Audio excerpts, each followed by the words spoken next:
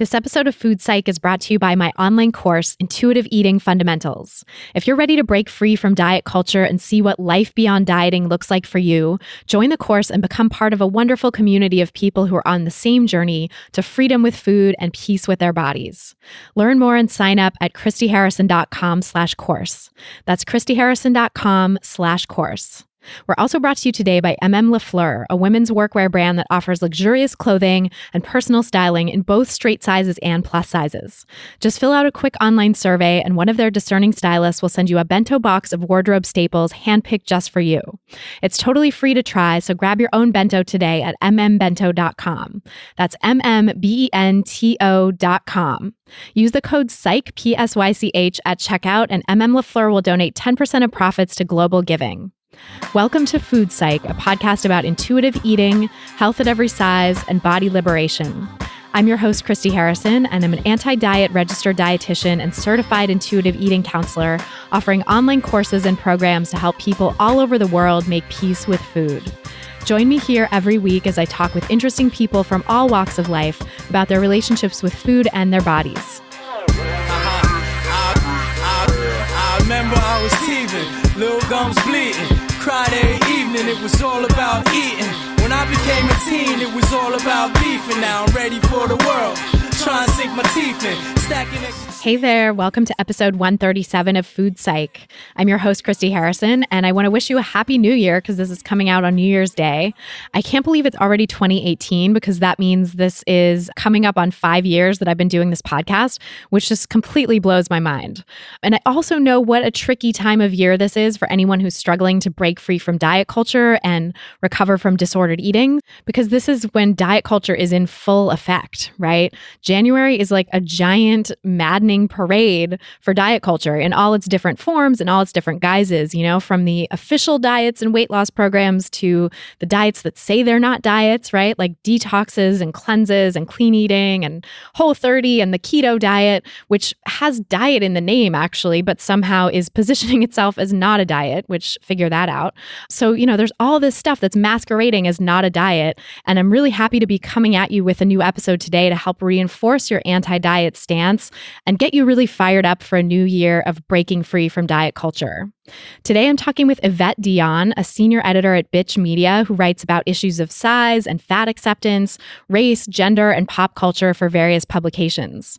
We talked about how to fight fat phobia and advocate for yourself in healthcare settings, how to navigate difficult conversations and challenge fat phobia in close relationships, why the body positive movement needs to be intersectional, how we learned oppression in the first place and how liberating it is to unlearn it, and so much more. I really can't wait to share this with you in just a moment. It's such a great episode. But first, I'm going to answer this week's listener question, which is from a listener named Audrey, who writes, "Hey, Christy, so I'm new to intuitive eating in the official sense, even though me and diets have been parting ways for years now.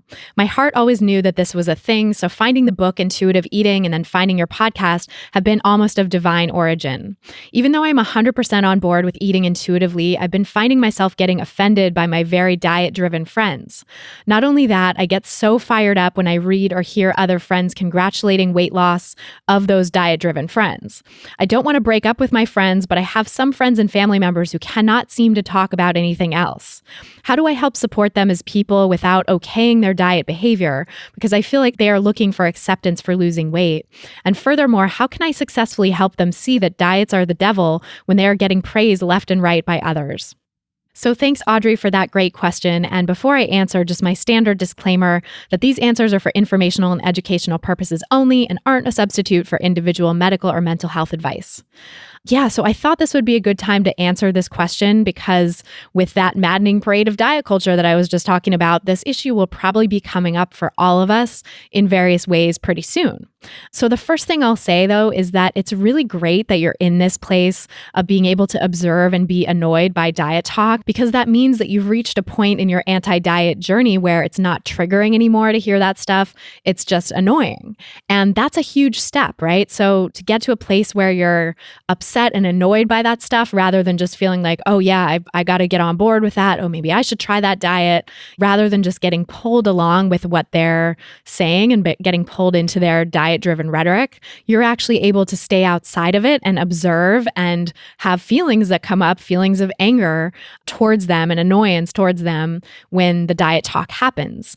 And anger and annoyance is a great emotion because it means that you're creating some distance from the thing. You're creating some distance between you and diet culture. You're creating some distance between you and that diet talk that all your friends are doing. So, I just want to say, first of all, like, give yourself some compassion and some credit for getting to this point where diet talk is annoying to you, because that actually is a sign of growth and development on this journey. That said, it's important to remember that you can't change anyone who isn't ready, right? Everyone has their own journey out of diet culture. And, I'm sure you did, I did, everyone does, right? So I remember in my own history of dieting and disordered eating, for example, like my friends and family would say things to me like, you don't need to worry about that. Stop cutting out food. Stop worrying about your food. Or maybe if you ate more during the day, you wouldn't binge at night. Like I heard that from some people, right? And I could not take it in. I just could not accept it at the time. And guess what? Like now, 13 years later or something like that, those are exactly my thoughts. Those are the things that I'm teaching people, right? That diets don't work, that they actively cause harm, that the diet mentality is a real problem. We need to let it go. And that the main reason I binged and a lot of people binge is because they're not eating enough otherwise, right? They're restricting during the day, that restrict binge cycle, or what I often call the restriction pendulum, right? Where you swing over to one side of restriction and then you have this big swing back to the side of overeating or binging or feeling like you're emotionally eating or feeling out of control with food. So all of that is to say, like, I get it, right? I get what a difficult thing it is to talk to people who are in this state, because I know for a fact that my friends and family who tried to talk to me about this stuff were just like banging their head against a wall, right? Trying to talk to me. I was like this brick wall that would not move. And then, 13, 15 years later, it's a whole different story, right? I'm actually the one helping other people get past that brick wall.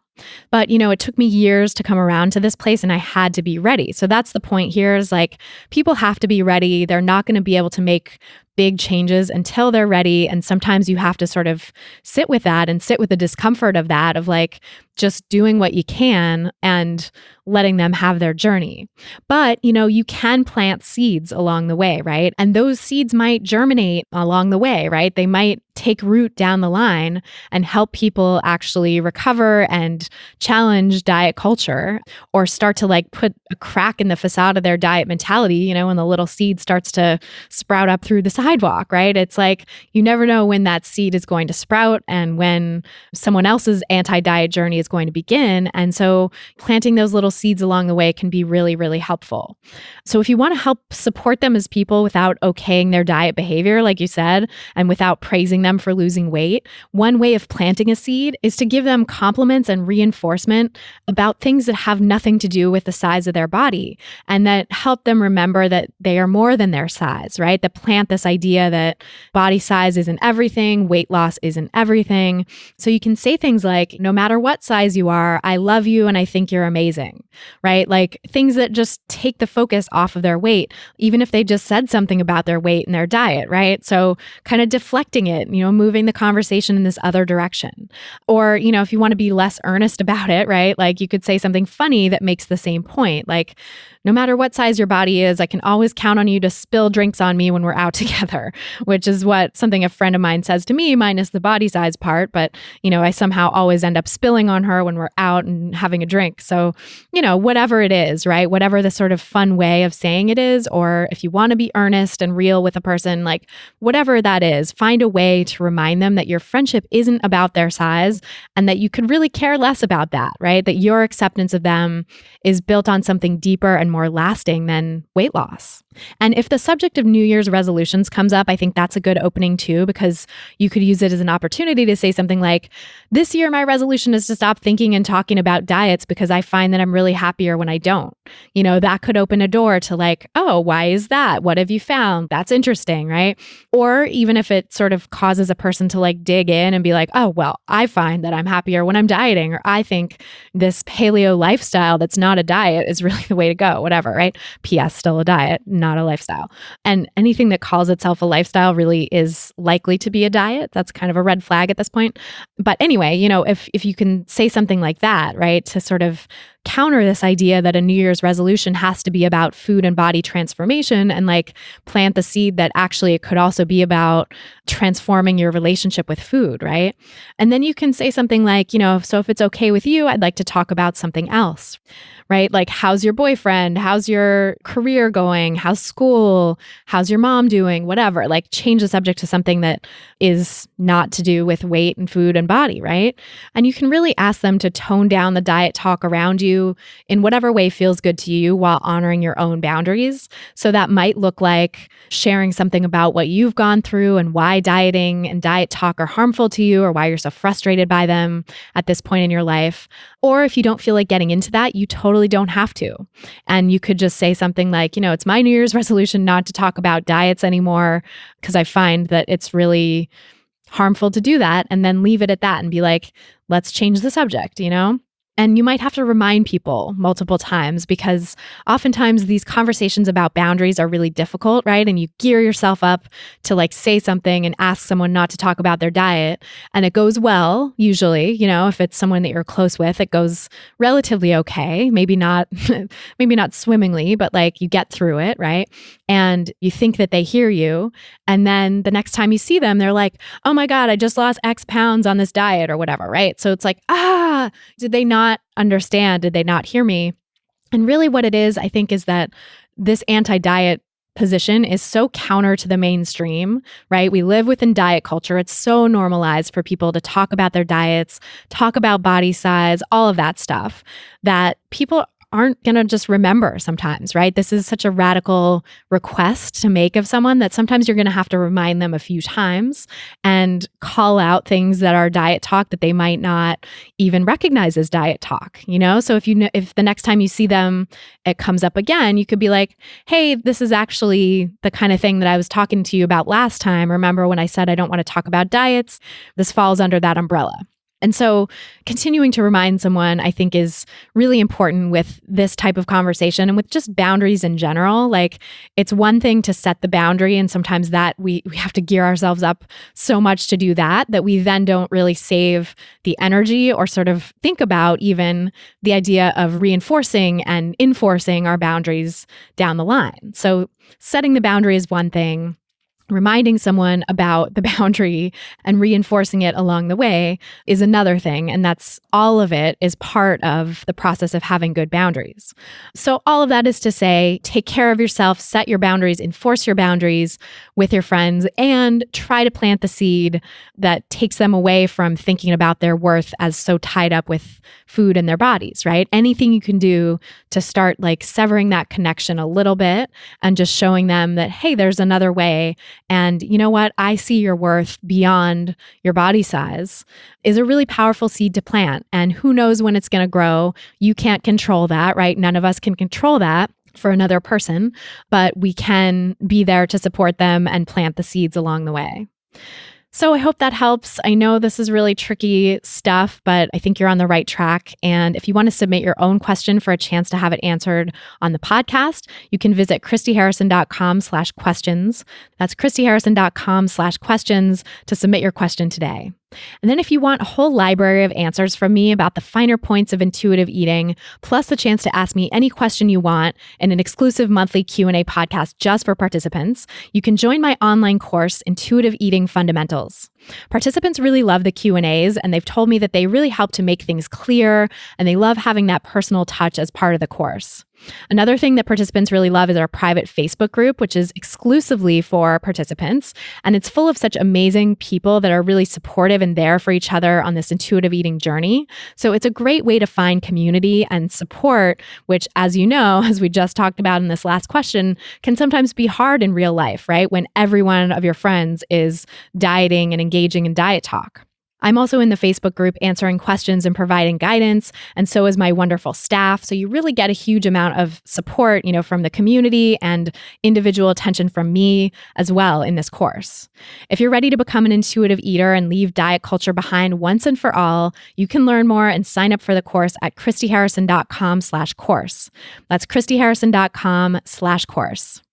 We're brought to you today by LaFleur. For the woman who wants to look impeccable at work but has better things to do than sift through uninspiring racks of pantsuits, the solution is LaFleur.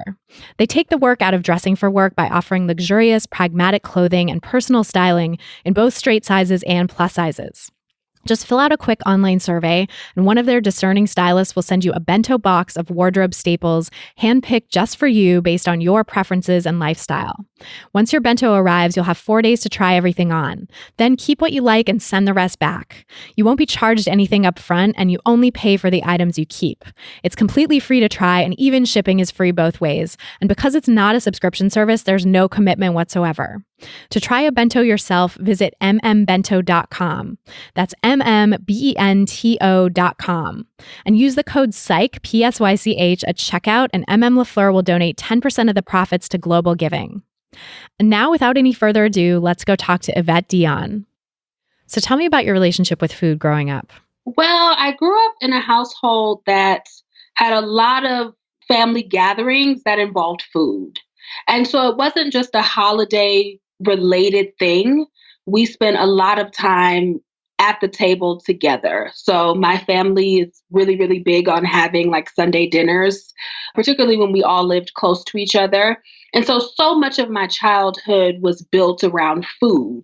And I didn't realize until I was older how that influenced my relationship with food.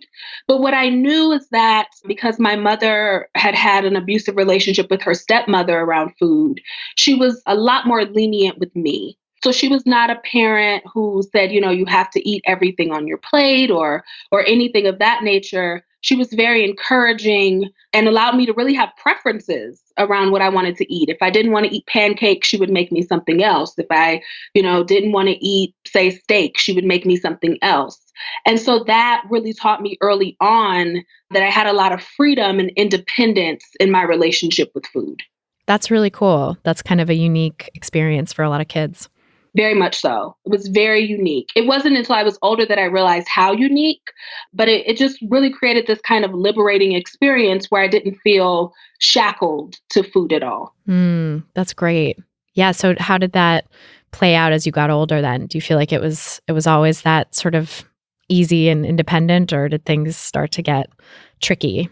It got tricky. And I think a large part of that is that no matter what you learn at home, when you go out into the world, the institutions are fatphobic. And so that definitely later influenced the relationship I had with both food and my body. I would say the first time that I really realized that I was 9, probably. And I had a teacher who removed food from my tray at lunch. And that was the first time that I realized, wait, this is different than what's happening to everyone else around me. Everyone else got to have the dessert, but I didn't get to have the dessert.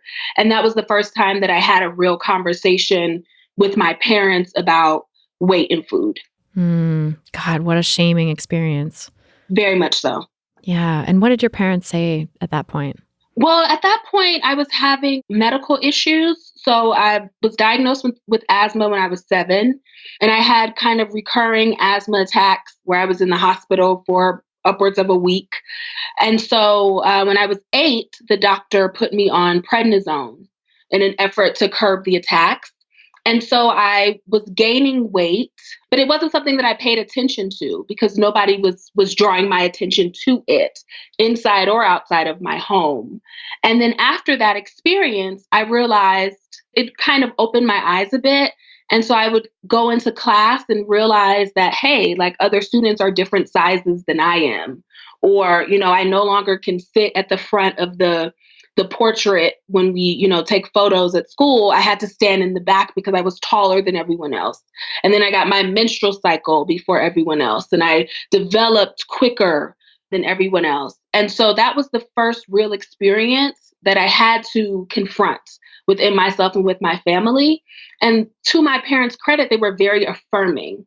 So they were always very positive in the way that they framed weight and the conversations that we had about it. But I don't think that gave me the tools that I needed at that time to navigate this now school culture that was very fatphobic. Yeah. Oh, it's like it doesn't always help to have support at home if the culture outside is so fatphobic and systemically pressuring you. Exactly. What was your experience like then going to school in that environment?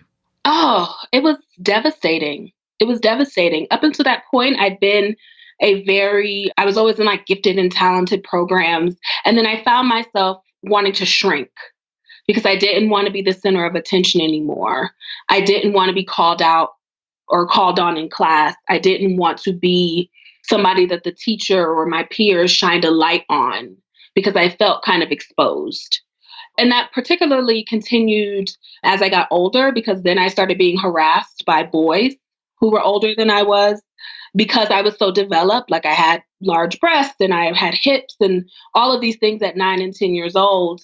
And although I was a child, they didn't perceive me that way. And so going to school became like a dreadful experience because I knew that when I went to school, I was going to be harassed. And so I wanted to be home. I wanted to be home in love and comfort and support. I didn't want to go out into a world where I felt unsafe. Eventually that manifested into agoraphobia.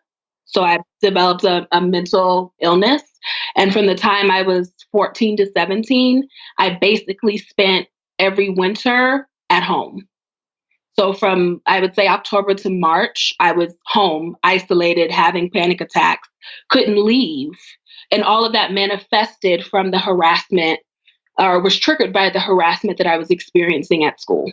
Oh my God. That's really horrible and sad and just such a testament to like the deep impacts that harassment has on people's minds. Absolutely. Absolutely. What did you do in terms of school then? Did you do self-study during those times, take a medical leave or?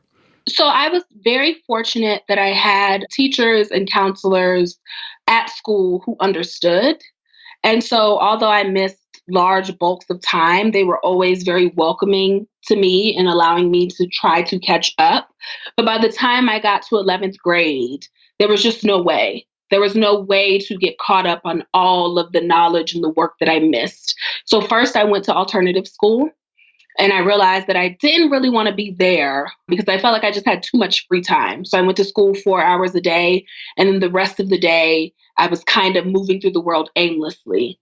And so I realized that wasn't a great option for me. And so when I turned 17, I decided to drop out of school altogether and get my GED, which I did, and begin working. So I had something to fill my time. And so I worked fast food. I worked at McDonald's. I worked at a customer service station at a grocery store. And it was just a way to occupy my time while all of my peers were still in school. Yeah, that makes sense. Yeah. What was that like working around food? Oh, I say to myself all the time that I don't know how I survived working at McDonald's. And the reason why is because so much of the conversation about the food itself among employees was negative. So I had a manager. So when I worked there, the policy was that for each 8 hours that you worked, you were afforded a free meal.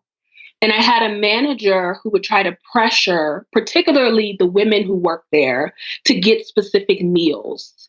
So he would pressure us to get what he termed healthy meals. And like pushed back if you said, well, no, I want to eat this. He would say, no, you should have water and apple slices. It was very it was such an awkward experience and it was a horrific experience. And it didn't exactly change my relationship to food, but it is very difficult for me to like reflect on that time because of that guy. Like his negativity around food was so triggering to me at that time in my life that it's just so hard to go back there mentally. I bet. I mean, Yeah. like, because you were already struggling with the harassment and the sort of repercussions of that and the body shame, right? And then Exactly. it sort of almost like coalesced. It was like, here's a guy sort of being sexist and harassing women and doing it through food. Like, exactly. And ugh. using food as the weapon to do it. It was awful. Yeah, that's atrocious. Ugh. And did anyone, like, I mean, he was a manager, so you probably didn't have recourse to push back. Yeah, there was no recourse. And it actually got worse once I decided I wanted to go to college. So I was there for I would say 8 months or so. And then I decided I wanted to go to college. When he realized that I was leaving, it just intensified the harassment. It was just like a feeding cycle of like harassment and then withdrawal and then coming back out. It was a horrific cycle. Yeah, that sounds really toxic. Yeah, it definitely was. Ugh. Yeah. So how did you extricate yourself from that? Well, I ended up leaving. So once I got accepted to college, I moved across the country and I actually started college in Maryland. And so being on my own for the first time and having to figure out my own food choices and learning to listen to my body and what I wanted to eat opposed to what other people told me I should eat was such an experience within itself. Oh my God. Yeah. That's so challenging for anyone, I think, especially growing up with food shame and body image issues and stuff, having body shame at a young age, like learning how to feed yourself as an adult has this extra layer of fraughtness to it. Absolutely. And then there was kind of the cultural conversation, and then it became a family conversation around college weight gain. And so then it became like warnings of you shouldn't gain this much weight and you should maintain your figure when you're in college and you shouldn't eat out as much. And I'm trying to balance that kind of internal script that I'm beginning to hear. It was one of the first things I heard actually in our orientation class for college was around kind of this weight gain associated with being a freshman. And then having that internal script and trying to balance that with studying and staying disciplined and focused, it was just a catastrophe. That was the first time in my life where I felt like I lost complete control of my body. It was the first time where it was my first time being away from home for that extended period of time. And it was also the first time that I found myself using food as an emotional coping mechanism. It was my way of finding happy was through food. And that started when I went to college. Yeah, that's really interesting. I mean, also interesting that it was at a time when there was increased pressure on you to watch your size too, and like this intense extra scrutiny on people's weight. Like I have found in my work, and I know this is true for myself too, that the times when I have eaten emotionally or that people I've worked with have eaten emotionally almost always coincides with increased restriction on what you eat, whether that's like physical or mental, like mentally restricting yourself and telling yourself you shouldn't have something, but then eating it anyway and having guilt, or physically restricting yourself and sort of like going as long as you can without eating what your body really wants and needs, and then giving in, and like giving in quotes really, because it's like your body's going to get it by hook or by crook, but the emotional eating gets labeled as the problem when really it's the restriction that's causing it. Exactly.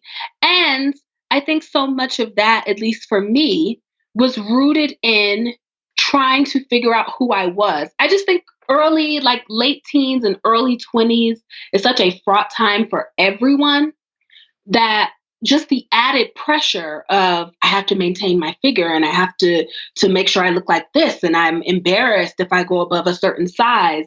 The shame associated with gaining weight at that age when you're still trying to find yourself, for me was completely traumatizing. Yeah, I bet. Completely and utterly traumatizing. Like going home from college and seeing the reaction on my parents' face, on my doctor's face, on my friend's face about my weight gain was traumatizing because they were only looking at the output of it and not really asking me what's going on. How do you feel?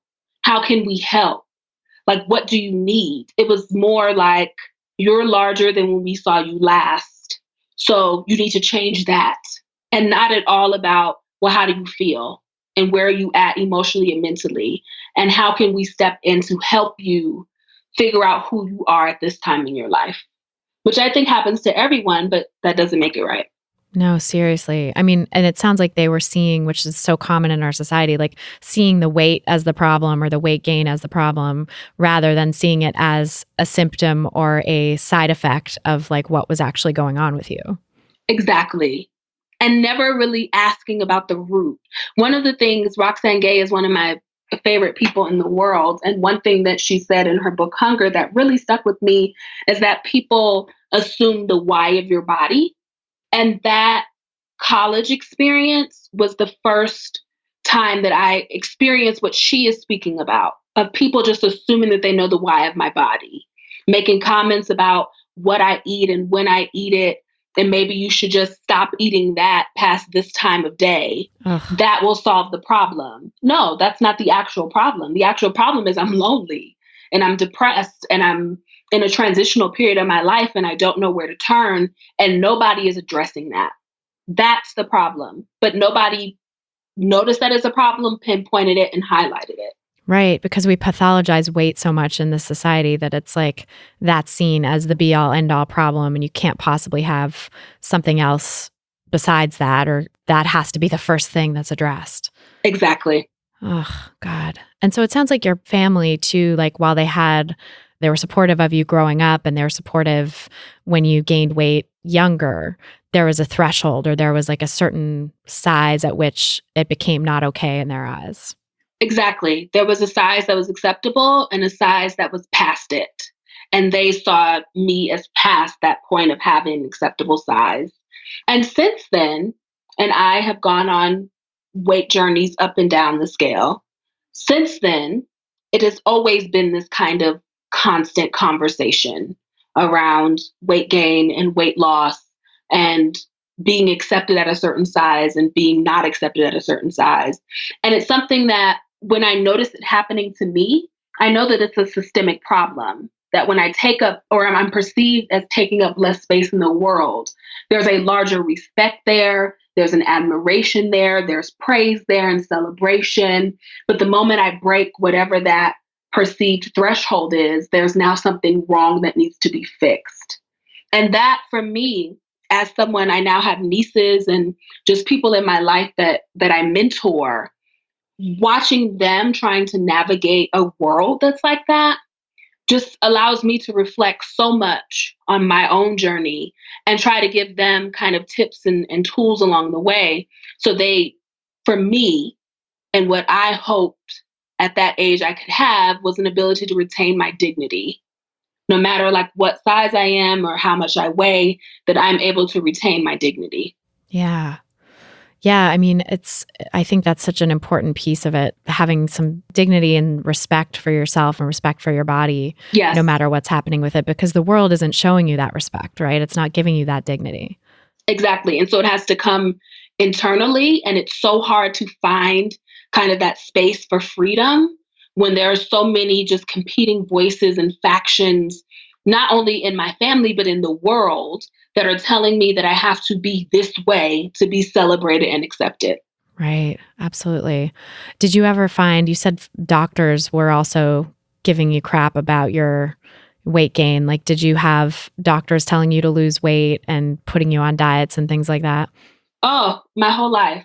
What's interesting is from the time that I was put on prednisone, weight has been something that doctors have targeted from that moment. They never targeted the prednisone as the problem, that maybe we should not have put this kid on that. It was always about what happened after. It was always about the weight gain. And so from that point on, every doctor I've had, with the exception of one, has made weight gain the sickness. Every single one. And so the experience that was most recent for me was roughly a year ago, I was having all of these kind of strange symptoms that seemed abnormal. So I mean, it was just like I was overheating, like I could walk down the street and I was overheating. I was having issues with my back and I was having like water pooling in my ankles.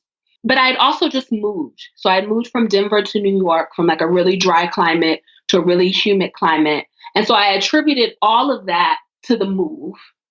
And then I found a doctor because I was just getting really concerned. And so I found a doctor and I thought that she was going to be great and she completely fat shamed me.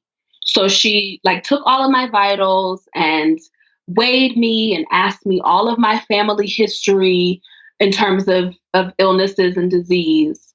And then essentially said, like, all of your problems are caused by the size of your body, period. And later I found out, because I went to a second doctor, I later found out that I really just had low iron and I had a vitamin D deficiency and my body was adjusting to this climate shift. All of that was really the problem or the underlying problem. But for her and so many other doctors, it's fatness. Like fatness is the problem. And that is just appalling to me. And it's appalling to me because I know, like, I'm very fortunate that I'm able to advocate for myself when I go to the doctor. Like, I've learned how to have communications with doctors where I'm prioritized. So I don't allow them to just take my blood sugar anytime they feel like it. Just because I came in with a sore throat, I must have diabetes. Like, I don't allow that to happen anymore because I've learned to advocate for myself.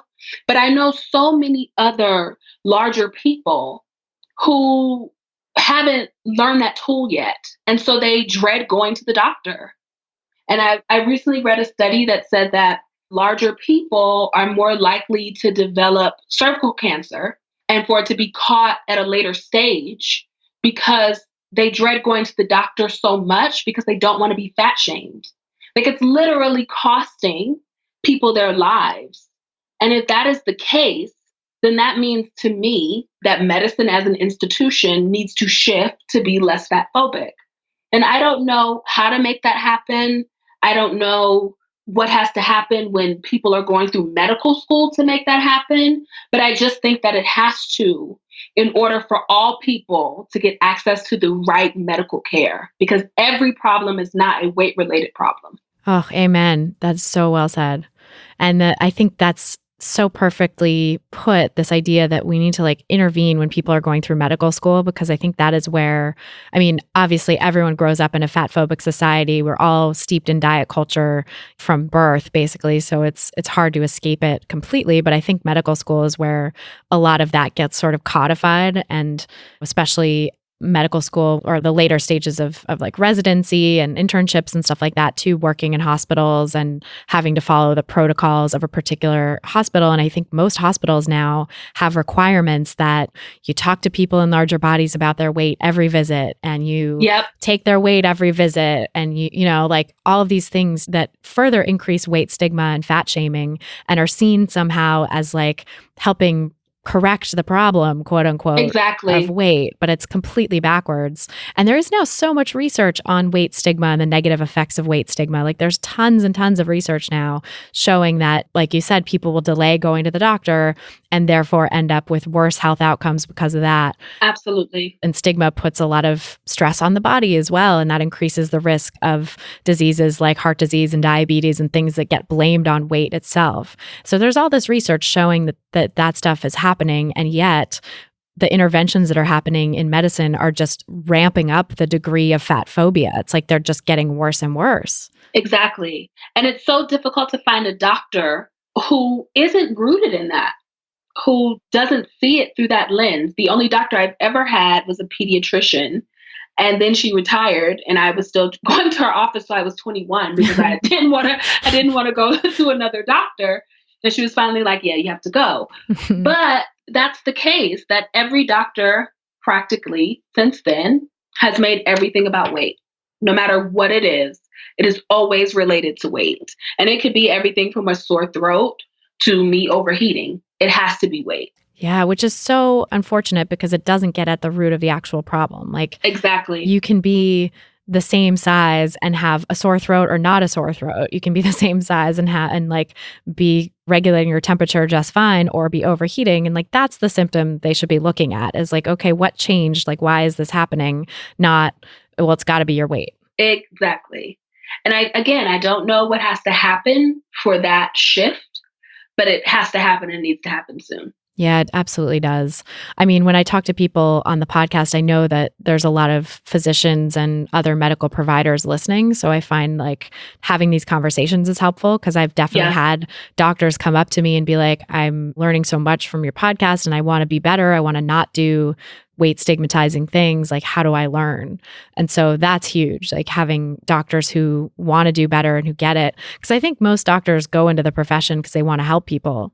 And if they start learning that some of the things they're doing are not helping people, but actually making things worse for them, that's a moment of reckoning. And I think compassionate people are always going to be like, oh shit, like, how do I not contribute to this? Exactly. And how can I make a shift in my thinking and in my praxis that makes my patients more comfortable?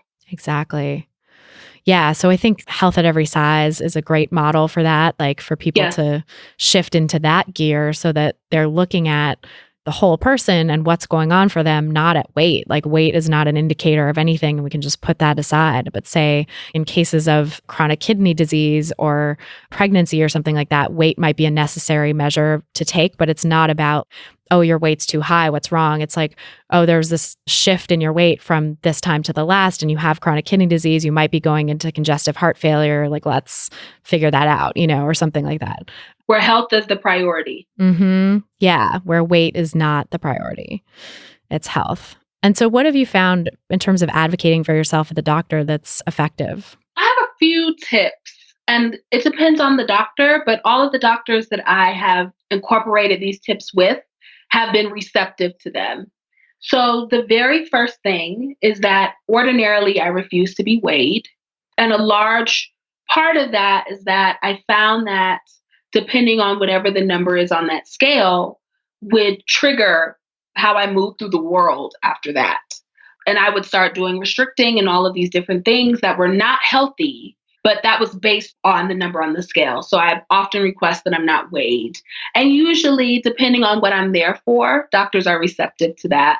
Another thing that I've asked for, particularly when I go to the gynecologist, are pillows. Pillows that allow me to raise up a little bit. So if I have to be in stirrups, I'm not uncomfortable. Usually that is met well as well. And I also request that I'm not tested for high cholesterol, blood sugar, any of those things, or thyroid prior to my yearly physical. So unless it's absolutely positively mandatory or they believe that it has something to do with the reason I'm there, I ordinarily request that they push off those tests until my yearly physical. And the only reason why is because you go through the process of, they ask you not to eat or drink for 12 hours before you come in. And you go through that whole entire process. Sometimes for me, I've gone through it sometimes every 3 to 6 months. And I go through that whole process for you to come back and tell me I'm healthy, which I told you I was when I came through the door. It's just unnecessary. So unless it's a part of a total physical or you believe that it's directly related to what I've come to the doctor for, I usually decline that in that moment. And all three of those tips have made going to the doctor more comfortable for me and also has created kind of an open communication between myself and my physician. Primarily because they start to ask questions as to why I'm making those requests. And so it's an opportunity to engage in I think, encouraging and important dialogue with the person who's responsible at that point for my health and figuring out what's wrong with me. And it also, I would hope, shifts their interactions with other larger people who come into their office. Yeah, that's a brilliant move. Like sort of cracking the door open for these conversations by asking for things that you need and taking care of yourself. Absolutely. It also gives you this sort of platform for advocacy. That's really cool. Absolutely. And most doctors up until this point have been receptive. I've never had a doctor say no or push back in any way. And I've been doing it, I would say 15 months or so. Nice. And I haven't had a doctor push back yet. That's fantastic. Yeah. Those are great tips. We'll have to include those in the show notes for sure, so people can find it easily. And it's interesting actually what you said about the blood tests, because I will say, like, as a person who's always lived in a thinner body, that is an aspect of thin privilege I never considered, but like they don't randomly test me for those things. If I go to the doctor for the yearly physical, they'll say don't eat or drink anything for 12 hours, blah, blah, blah. But then beyond that, there's never, some time when I'll schedule an appointment for some other kind of specialist visit and they ask me to do that. Exactly. Or, coming in for a cold or something or bronchitis or whatever, like that's never on the table. So I think that's an aspect of weight stigma as well, that people in larger bodies are assumed to have blood sugar abnormalities or cholesterol, high cholesterol or whatever, right? Low thyroid, et cetera. And I actually, ironically, even have a thyroid disease that I probably should be checked more regularly, But yeah, it's the assumptions that doctors make, I think, really pathologize people in larger bodies in these sort of very specific ways.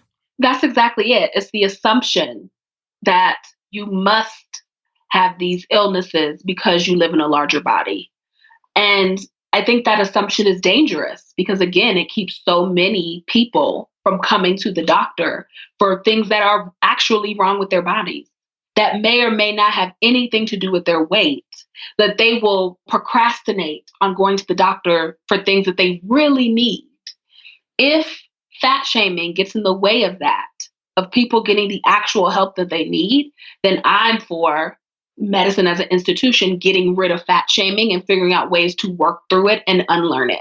Yes, absolutely. Me too.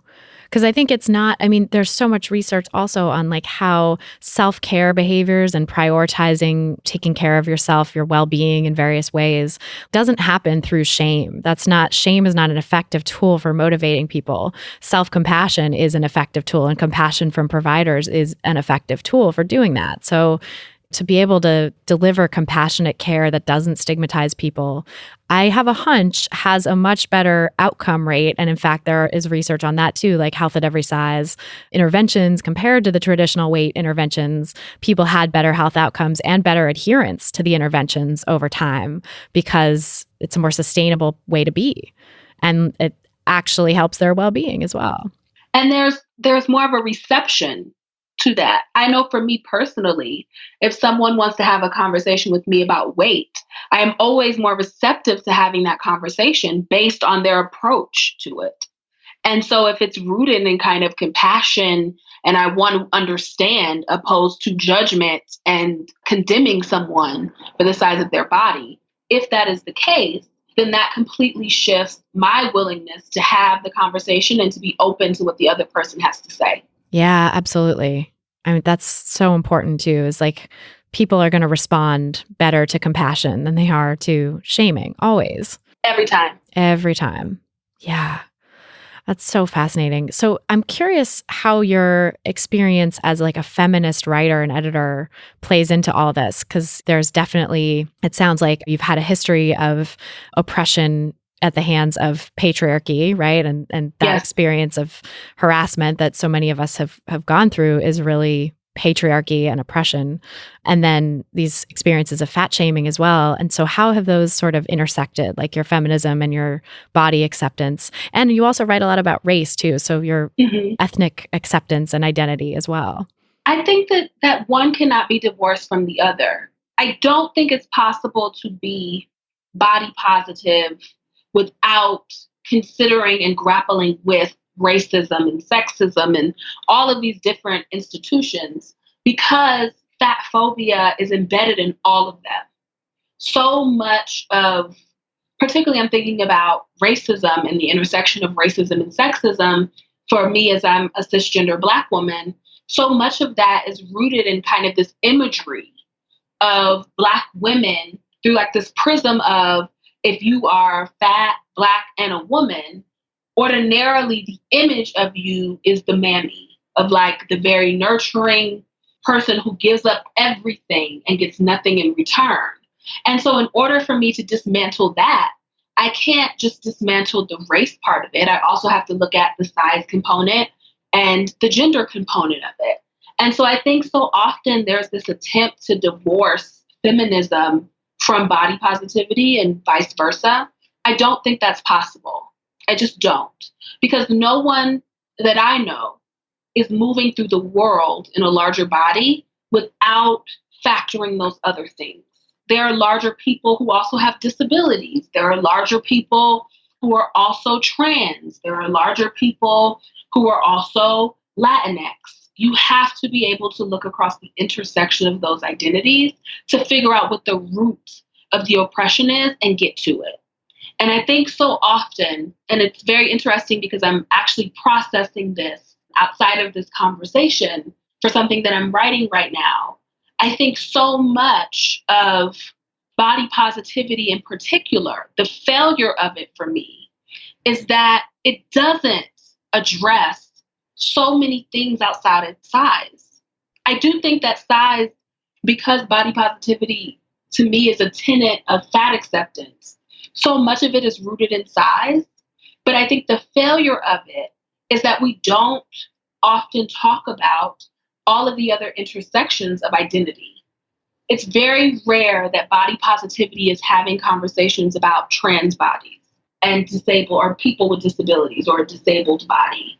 It's very rare that we're having conversations about poverty and food deserts and food access and food equity. Those conversations are considered in their own kind of wheelhouse, in their own room, while body positivity is in the center. And I just don't think that that is effective. It's not an effective tool for advocacy.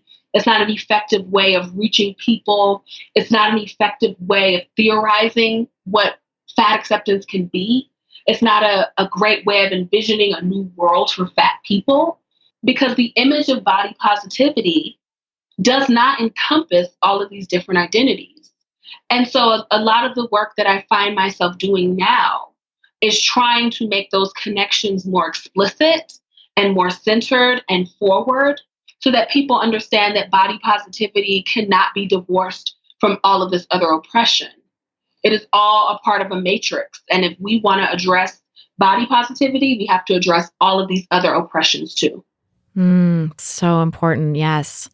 I think that's really key for anyone who's like new to this movement, especially because I have been talking about this stuff for a while, but there's always new listeners coming in. And I feel like, when people are starting their body positive journey or their journey towards ultimately self-acceptance, it often is through this entry point of cisgender, white, relatively young, able-bodied, thin women being like, I love myself. I love my stomach rolls. I accept myself as I am. Right. And yes, it's great for them to accept themselves as they am. And this one narrow intersection of identities can't be the representative or the face of the whole movement because it doesn't include the diversity of identities and intersections that people in the world have. It's a minority, actually, of all the people in the world. Exactly. And I also think it's such a staunch divorce of body positivity and fat acceptance and the radical origins of fat acceptance and what it was designed to do. I think having this very narrow lens of body positivity completely takes it away from its origin point. And I think fat acceptance in particular, because it was so radical at its origin, is really in a position to kind of look across identities and dismantle them and envision a new world. I think body positivity is much more about empowerment. And I'm always very clear to say that I think empowerment is really important. I think that people do have to feel comfortable with their bodies. I do think that all bodies are good bodies. I just don't think that that does the work of dismantling systemic oppression. It doesn't do the work of providing legal protections for trans people and people with disabilities and larger people. It doesn't do the work of making the world more equitable. Yes, I love the fact that I can now go into multiple stores and get clothes because for so long in my life, I was unable to do that. And I would go to the mall with friends who were smaller than me, and I would have to settle for getting accessories because I couldn't fit anything in a store. That experience is no longer my experience, and I'm grateful for that. And I'm grateful that body positivity has afforded me that opportunity. But I also think that that is not the same thing as activism. and of pushing for a more equitable world for people who are oppressed. Those are two completely separate things. And I think right now they are definitely conflated. Yes, that's so true.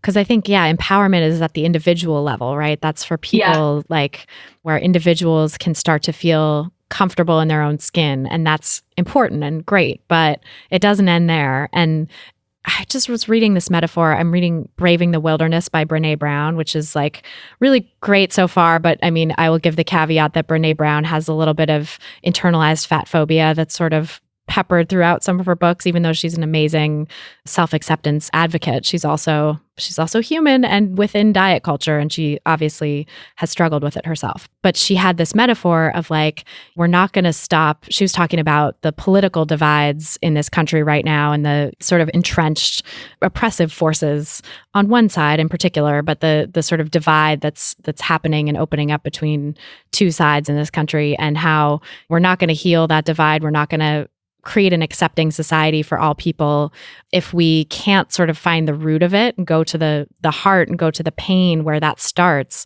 and heal that pain. Because it's like right now, it's like there's this river that's flowing, this river of pain is flowing through our society, and people are falling in and getting swept away, and we're having to pull them out one by one. But like, if we could go to the source of the river and stop it, that would stop us from having to pull anyone out down the line, you know? And I feel like absolutely, it's kind of the same thing here with this idea of empowerment, right? Like individuals wouldn't need the body positive empowerment of like learning to love and accept their bodies and having it be this big journey if we didn't have the systemic forces that created that caused people to feel alien in their bodies and like their bodies weren't accepted. That's the piece, the systemic piece is what we need to heal. The most important thing to heal everybody or prevent everybody from having to go down that road in the first place. And the oppression of people in the largest bodies and of people in the most marginalized bodies of any identity is what creates the oppression for everyone, because exactly, people are afraid of crossing that line or being in that identity that's marginalized and are fighting against it or fighting to keep themselves from having to see it and recognize it. So yeah, I think the systemic stuff is what's really going to help prevent us from having to keep doing this cycle of like every generation or every person who gets to a certain point in their life and has to go through this as an individual problem. Like that's just a losing battle, because how many people are going to have to do that before something changes? Exactly, because so much of body positivity particularly is about unlearning.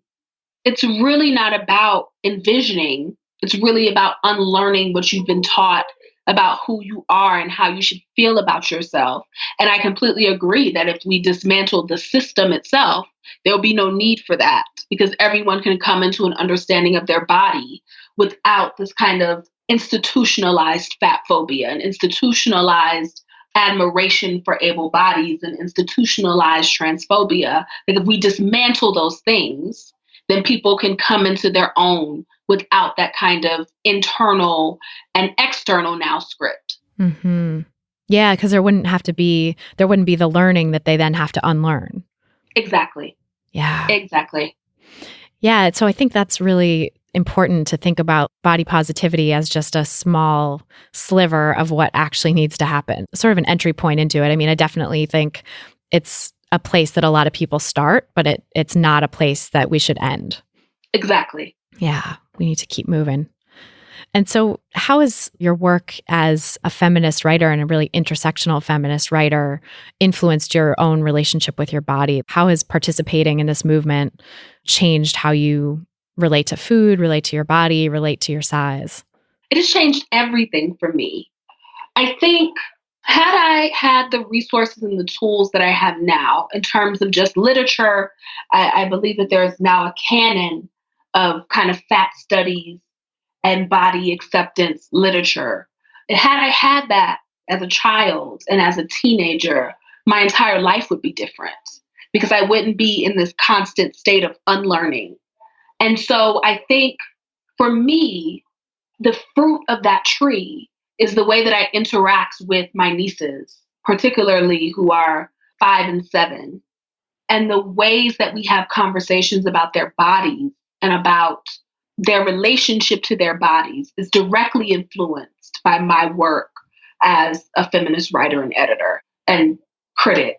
Because I think so much of my own struggles through the years was because I didn't have the knowledge, and the people around me didn't have the knowledge, and they didn't have access to what I have access to now.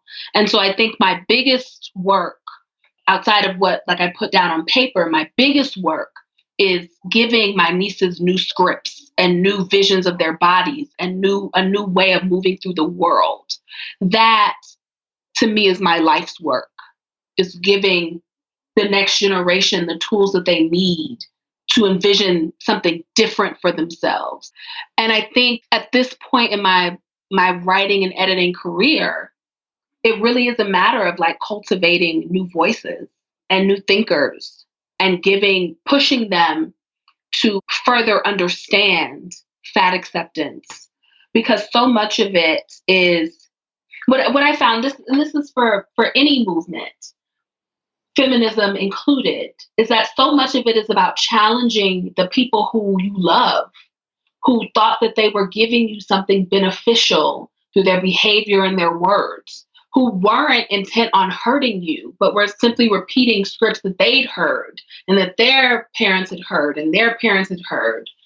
And so much of that work is really, really, really difficult because it is a matter of, like for me, I have such now a contentious relationship around my body with my mother, who I absolutely love and who has given me so much.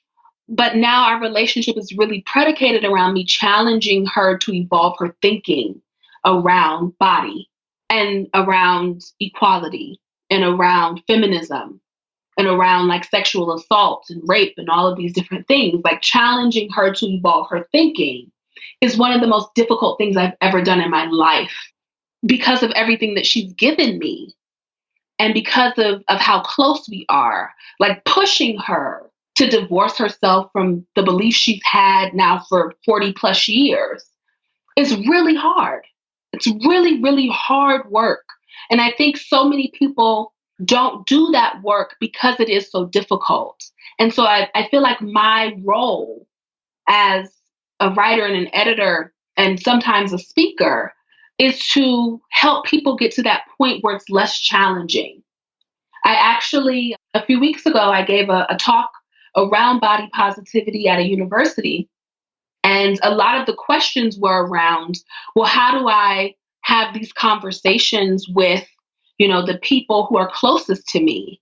How do I have a conversation about body positivity when I see someone being fat phobic? How do I challenge someone's thinking around size? And my advice is always to first have the knowledge that there's something wrong, because so much of what we've been taught is that fat phobic language is ordinary language.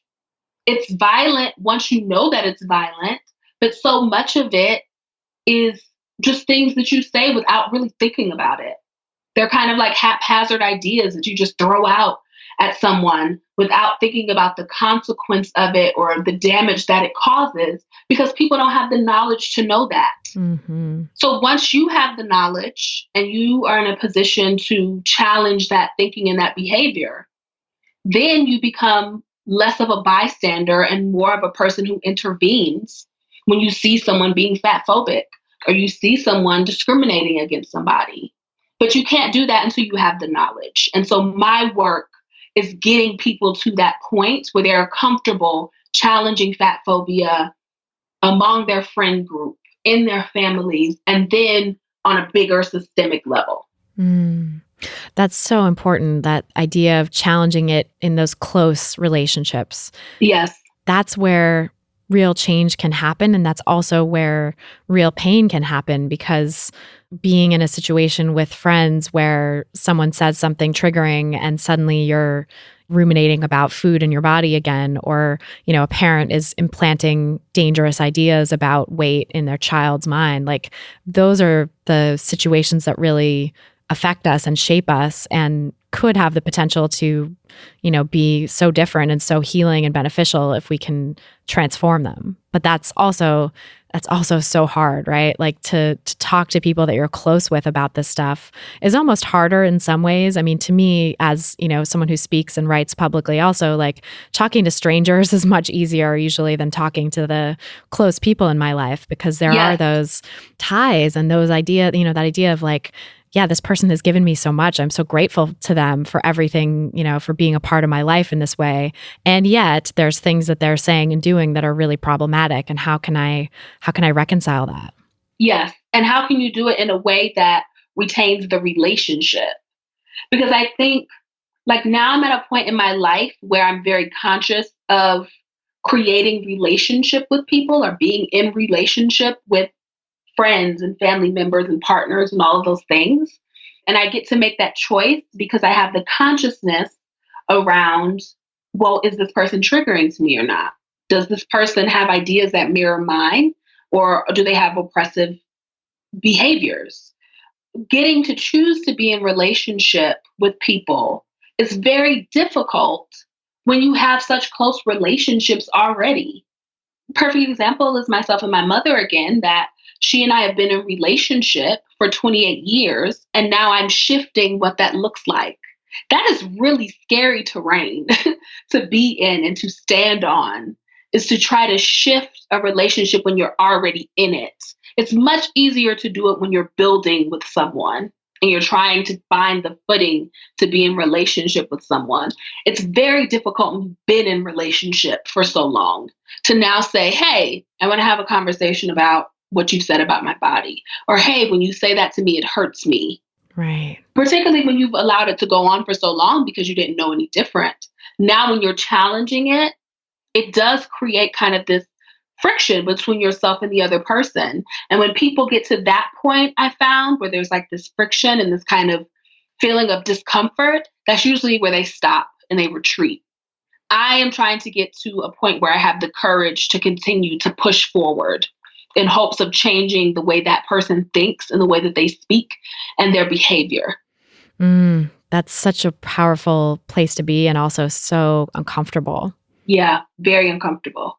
And going through the discomfort is really what it takes, right? To not let it stop, to not like let the relationship stop developing or being nourishing for one person. I mean, certainly there's some people who have relationships in their life that are not safe, that are actually harmful to them, parents or whoever, family members or friends, like who can't understand their point of view, who don't have empathy, who don't have the capacity to change. And I think that's such a difficult thing too, to let go of a relationship or break up or whatever with someone who just isn't able to do that work. But there are also so many people who are wonderful, like safe and supportive in so many ways. And yet there's this one way that they just don't get it. Yes. That's where that real shift can happen. Exactly. I think there's a difference. There's a difference between having people being in relationship with people who are toxic and there's no redemption there. There's no way of salvaging that relationship. I think that's vastly different than being in relationship with someone who has given you so much and there's just this one thing. There's this one thing or two things that they really have to work through and think through. And I think it's interesting because I was having this conversation with someone recently, and it was a political conversation. They were saying, people say to me, as a woman of color, that I should challenge people in my family who have different political beliefs than I do, but they don't understand how difficult it is as a person of color in a predominantly white place to find community.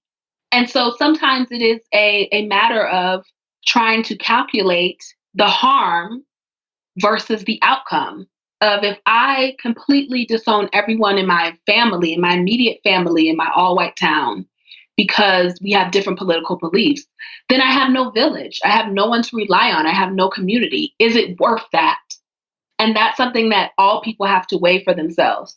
Yeah, that's so important. I think that's, another aspect of intersectionality, right, that we don't talk about enough, is which identities are you feeling supported in and in community with, yes. and like which identities are sort of you don't have as much support around, and those connections that you have are more precious or more tenuous, and how to kind of reconcile that. It's really challenging. Absolutely. Yeah, I sort of had another one of my privileges that I've had is that I grew up in a family that all thought alike about politics. Like we're all Democrats, we're all liberal. Like I grew up in California and most of my extended family's in California, and it's just like generations on every side that all thinks the same basically. And recently I married into a family that is not like that.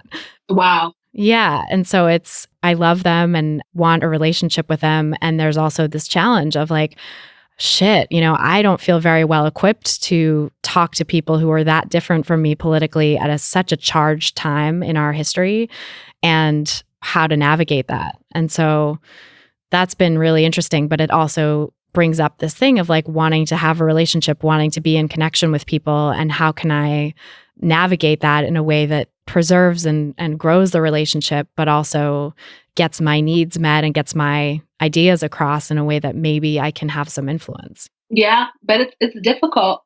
It's a difficult and fine line and fine balance. And again, people get to the point where it's uncomfortable and then they retreat, because there's a possibility that if you push too hard, you may lose that relationship. And so it's such a fine balance between pushing for what you believe and know to be right, and making space for people to be imperfect and to afford them grace when they're imperfect, if it's not harmful to you, of course, but to afford them grace when they're imperfect, and how to balance that and maintain the relationship. It's such a fine balance, and it's so hard. Mm-hmm. It's so hard. Yeah, that phrase from the AA serenity prayer of like the wisdom to know the difference keeps popping into my head, because that's really what it is, right? Like these situations can be so different depending on, is the person or the community like valuable to you and worth keeping? Or is it something that's toxic to you and you need to get away from and set a boundary? Like how do you navigate that? How do you know the difference? And it really is this sort of learned wisdom or intuition really that I think can tell that difference. And there's no real playbook or script for it. And I wish that there was, to be honest. I wish that there was a playbook for having those really, really tough conversations around identity and oppression and marginalization. Because I think if people had the language, it would be so much easier. But so often there's unequal footing. So like I have the language, I have feminist language, I have body positive language. I know the terminology. I know how to express myself with it. And that's something I was afforded through education, through higher education. I didn't identify as a feminist until I was 21 and headed to grad school. Did I get access to the canon and to the language? Some people don't have that. They're coming at you and having a conversation with you without access to the same knowledge that you have. And that's why I always ask people to make space for grace in that way. Instead of condemning people or assuming that they are on the same level that you are in terms of their access, you have to make space for people to be imperfect. And of course, again, wisdom to know the difference between that and someone who is just flat out toxic, and knowing how to handle both situations, but just allowing people the space and the time and the energy to grow in their thinking, to evolve in their mindset, to shift their behaviors. There's kind of this impatience for people to change overnight, and that just doesn't happen. Right. I can see the shift. I can see the shift with my own mom, but we've been having these conversations for 2 years. I've been asking her not to make comments about my body for 2 years. And now we're in a place where that can happen. Yeah, that patience is so important, because I agree. Like I've had a similar journey with my parents too, who were well-meaning and great and gave me so much, but also came up in this toxic diet culture stew that we're all swimming around in, and had their own ideas about body size and weight and food that they transmitted onto me, and having to say like, hey, here's what I'm about now, and here's what is healing to me and helpful to me, and here's what's not, has been a years long journey for me as well. And like only in the past couple of years has it become they're really starting to get it because they've heard what I do on the podcast. We've talked about it. Like I've told them about what I'm doing career-wise. And I think that helps them understand, okay, this is part of a community. This is part of a legacy. This is like, there's a philosophy behind it. It's not just me saying something arbitrarily. It's like me being really rooted in something that means a lot to me. And that now means something to them. And so that's been amazing. But again, that was like years in the making, you know, Yes. and it was so frustrating at first when I got it and they didn't. Yes. There's so much frustration. I'm like, how can't you see this? But I have to remember that I have access to knowledge and language that they don't. And so, or didn't. And so I'm kind of doing 101 in these conversations of I am at a different place in my journey because it is a journey and I'm not at the end of the journey, but I'm in a different place of my journey than my mom is. And I have to be willing to make space for her to reach where I'm at and possibly exceed me. But I have to be patient and I have to make space for that to happen. Mm-hmm. And yeah, I think recognizing too and having compassion for the fact that we all have a journey and that we all started somewhere, right? Like Yes. we started, you know, I started where my parents were too, right? Like we all kind of had this diet culture, toxic upbringing about this stuff that shaped us. And like you said, you know, about your parents, it's like they had parents too. Like they had their legacy and their lineage that shaped how they talk to us, their children, about our bodies. And we will then talk to the next generation about bodies in a way that's informed by our experiences. So we have to sort of make space also for like, okay, I was once there too, or I had a starting point as well. And so I can't expect people to just be where I'm at right away because they have their journey and I have to be okay with that. Exactly. Even though that's really hard sometimes, especially when something overtly fatphobic or racist or sexist or whatever, ableist is happening. And I think that's, again, that wisdom to know the difference of like, okay, where do you intervene and like say, enough is enough, let's shut this conversation down. Like you can't say that Yes. with me. And where do you say like, okay, this is an example of unconscious bias that I'm going to try to like gently bring to this person's awareness. Exactly. And every person's line for that is different. And every person has to like draw their boundary and stick to it. But that's different for every person depending on their own individual experience. Yeah.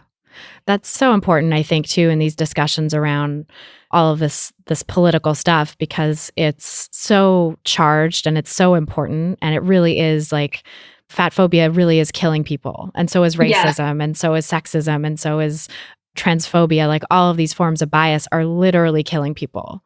So to hold that and to be like, this is toxic, and to say, okay, but we have to deal with some incremental change here because it's not going to just change overnight. And we have to sort of accept that reality. It takes a lot, you know, and sometimes it's very frustrating. And in that same vein, I think so often people see the outcome of it. So if a trans person is killed, the conversation is that should not have happened.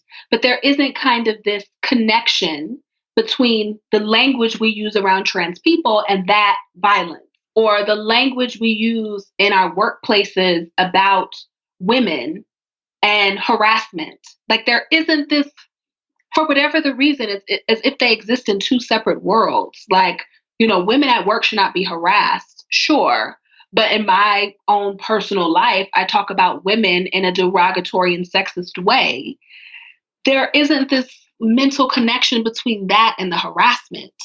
There isn't this mental connection between transphobia and violence against trans people. It's as if people want to condemn the outcome without acknowledging how they're complicit in it, how what they say and their behavior contributes to a culture that makes it unsafe to be a trans person, that makes it unsafe to be a woman, that makes it unsafe to be a person of color. And that's very difficult. It's very difficult for any person to acknowledge the places in their life where they have privilege, because everyone to me is balancing both privilege and being marginalized in various ways. It's very difficult for people to acknowledge where they hold that privilege and how they, unless they are doing active unlearning, are complicit in a culture that makes it unsafe for someone who is marginalized. And that is it's always so tricky. And I see it happening so often that I've actively chosen not to become involved in those conversations because people just don't see it. They don't see the harm. They don't see, and you can't force someone to see something they have to have their own awakening about. But I just think that it's important to kind of note those things for myself and check my own behavior. That I may not be able to change that person, but I can change myself. That's so smart, because it is, again, it's like the self-protection and the self-preservation or cultivating of good boundaries to say, you know what, I'm not going to get involved in that conversation because I know that person's not ready to hear this, and it's just going to be a fight that like saps my energy. And exactly. What can I do instead? I can focus on myself and I can unlearn and make choices that will support equality and inclusion for everybody. Exactly. Yeah. It's so interesting, this idea of our society condemning the action when it becomes this violent, obvious thing. It reminds me too of body size with eating disorders, where, yes, you know, if someone is at a point of being diagnosed with anorexia and they're emaciated and it's obvious that they're having trouble, you know, quote unquote, obvious in the eyes of society, that's when it becomes like, oh my God, you need to eat, you need to stop restricting, you need to take care of yourself. And it's not acknowledging all that went into that, all that led up to that, of the diet culture messages that this person got forever and the subtle restriction that was happening that they were getting complimented for. And yeah, all of it that's just integrated into the fabric of our society. It's like these giant manifestations of a problem are just the tip of the iceberg, always. Always. But again, it's very difficult for people to acknowledge their own behavior and their complicity. That's a difficult thing to grapple with. Am I complicit in a culture that idolizes thinness at all cost? And if I'm not complicit in it, like, how do I unlearn it? Because unlearning itself is so difficult. So I think people just get in this gray space. And I think that's where body positivity is right now, where they're like, yeah, that's wrong, but I feel good, so I'm going to stay here. But the actual difficult work of unlearning remains undone because so many people are just comfortable in that gray space. Yeah, that's true. It's like they've gone far enough, or that's all that feels comfortable. So yeah, no, I think that to stop the river at its source, or get to the bottom of the iceberg, or whatever metaphor we want to use, like, that's going to take getting uncomfortable. That's going to take going into those spaces of acknowledging privilege and complicity in the status quo, but also saying like, I don't want to do that anymore and I'm going to choose something different. And I think that's where like the conversations about privilege to me have to go, where it's like, okay, you're not a bad person just because you have this privilege or just because you've been complicit in these ways. This is not condemning you on the whole. This is not saying like your validity as a person is erased or something, even though it feels that way, because when you're flooded with shame for these actions that you've undertaken, the shame can tell you like, you're all bad, this is all wrong, right? Like you're irredeemable. But in fact, that's so not true. Like the fact that you're awakening to it is proof that you are capable of change, that you're capable of awareness, that you're a good person who wants to do right, you know, and that also good person, like it's such a gray thing anyway. There's no like black and white, like you're good here, you're bad here. We're all a mix of everything. And so to try to do the best you can is to acknowledge like, oh yeah, I've said things that hurt people. I've done things that hurt people. I've behaved in ways that upheld oppressive institutions. And now that I know better, I'm going to do better. And I'm going to opt out as much as I can. And that acknowledgement instead of defensiveness. And I think call out culture is a whole nother thing that contributes to that shame. But I think that acknowledgement of wrongdoing and the willingness to hear someone else's perspective and to self-reflect is an underutilized skill when it comes to acknowledging privilege, because so much of it is, you're wrong, I'm going to shame you, because that's the root of it at this point. It's very difficult for people to get past the emotional response to that, which is typically being defensive and being upset and hurt and angry, and really reflect on whether or not what the other person is saying is true. Because most of the time it is true. But if people cannot get past ego and get past emotion and really get to, but is it true? Then we're always going to be in this perpetual cycle of person does wrongdoing, we call them out, they get defensive, then they come back and apologize and then repeat the behavior because they actually haven't done the work of reflecting and unlearning. Right. Yeah, because the shame experience doesn't teach you anything really except to be defensive and upset. Exactly. Yeah. No, I think that's so important, just recognizing and to say like recognizing wrongdoing doesn't mean, again, that you yourself are wrong blanketly or whatever. Like it's not that way. If someone says that was a racist remark, that can be true and it's not labeling you as an irredeemable racist forever. It's like, okay, I have some racism in me and that's how it came out and that's how it manifested and I'm seeing it and this person's pointing it out to me. What am I going to do about it to make it better and to really try to live in line with my values where I don't want to be a racist person? Exactly. And what does that look like in day-to-day activity? What does that look like in day-to-day conversation? What does that look like when I'm having conversations with other people? Do I challenge them when I'm still doing the work? It's just so complicated. There are so many questions that I even have to ask myself when it comes to my own privilege and as I navigate the world. And I find myself sometimes becoming defensive. I think we all do. Yeah. Even when I'm not being called out, when I see things that harp on, say, cisgender privilege, there is the first response is, oh, well, I don't know why they're talking about me because I'm not that way. Instead of hearing, acknowledging, internalizing, and then doing better.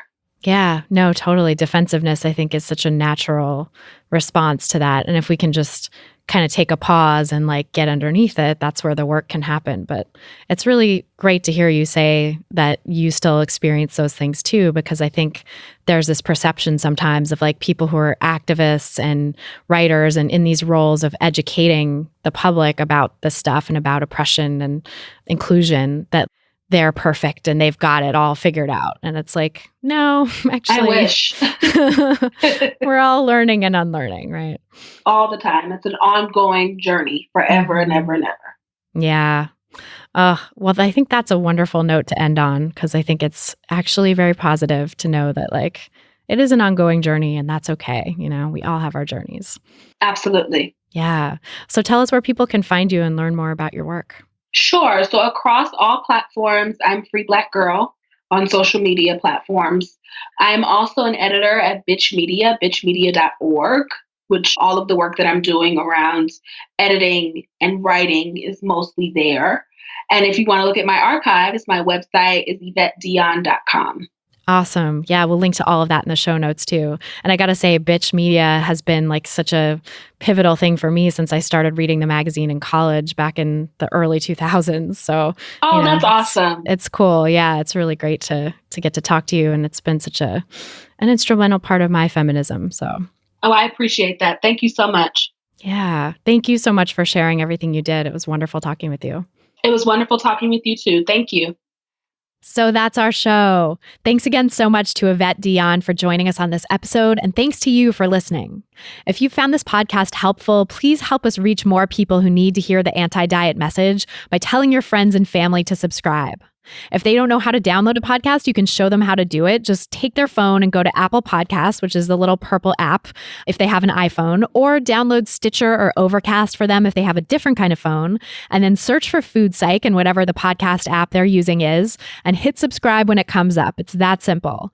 Getting more folks to subscribe helps bring us up in the podcast rankings, and that helps more people discover us so that we can continue to counteract the pro-diet messages that are so prevalent this time of year. So you can help other people overcome diet culture by spreading the love for Food Psych, and I always really appreciate everyone who shares. And then to help yourself overcome diet culture, grab my free guide, 7 Simple Strategies for Finding Peace and Freedom with Food. It's a bonus podcast episode where I give you my quick start guide to intuitive eating and health at every size. And you can get it by going to christyharrison.com/strategies. That's christyharrison.com/strategies.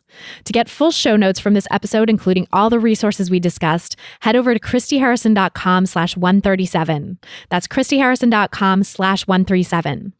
Food Psych is edited and engineered by Podcast Fast Track. Our administrative and community manager is Ashley Soroya, and our album art was photographed by Abby Moore Photography and designed by Meredith Noble.